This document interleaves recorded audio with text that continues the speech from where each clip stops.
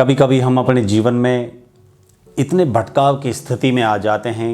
कई युवाओं को देखते हैं, आजकल युवा अपने लक्ष्य पर फोकस न करके बहुत सारी अदर्स चीज़ों पे ध्यान देते हैं। दुनिया में जो कोई कर रहा है उसकी तरफ ज़्यादा ध्यान देते हैं। पराई थाली में सबको ज़्यादा और अच्छा खाना दिखता है, ये बात सत्य है।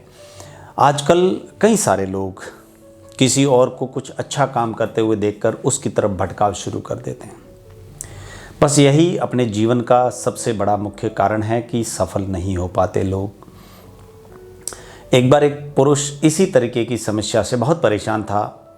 स्वामी विवेकानंद जी अपने रूम में आराम फरमा रहे थे। वह स्वामी विवेकानंद जी के पास गया और उसने जाकर स्वामी विवेकानंद जी से पूछा कि मैं बहुत सारे काम कर रहा हूँ, बहुत मेहनत कर रहा हूँ, बहुत दौड़ भाग कर रहा हूँ, लेकिन मैं जीवन में सफल नहीं हो पा रहा हूँ, किसी भी कार्य में पूर्णता से आगे नहीं बढ़ पा रहा हूँ। स्वामी विवेकानंद जी ने, वो बहुत बुद्धिशाली थे, बहुत ही विवेकशील पुरुष थे, उन्होंने उस बंदे को सीधी भाषा में न समझा करके उनसे कहा कि ये मेरा एक कुत्ता है, इसको आप थोड़ा मार्केट में घुमा कर आ जाइए, तब तक मैं रेडी हो जाता हूँ, फिर आपको मैं आपके सवाल का जवाब देता हूँ, आपकी परेशानी के लिए मैं आपसे बात करता हूँ। वह बंदा उस कुत्ते को लेकर मार्केट में गया और 15 मिनट बाद में उस कुत्ते को घुमा कर वापस ले आया। स्वामी विवेकानंद जी ने उन बंदे से पूछा कि यह कुत्ता इतना हांफा क्यों लग रहा है, इतना हांफा हुआ क्यों है, जबकि आप बिल्कुल शांत और सही लग रहे हैं, आप थके हुए, हांफे हुए, परेशान नहीं लग रहे हैं।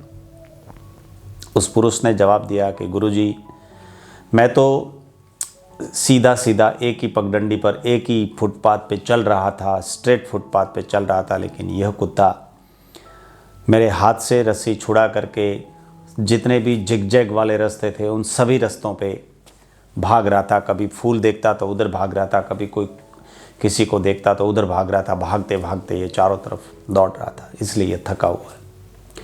स्वामी विवेकानंद जी ने उसकी बातें सुनकर बस उनसे सीधा यही कहा कि शायद आप समझ गए होंगे कि आपकी भी स्थिति यही है और ये हम सब के जीवन की स्थिति यही है कि हम कभी भी अपने एक लक्ष्य पर ध्यान नहीं देते हैं।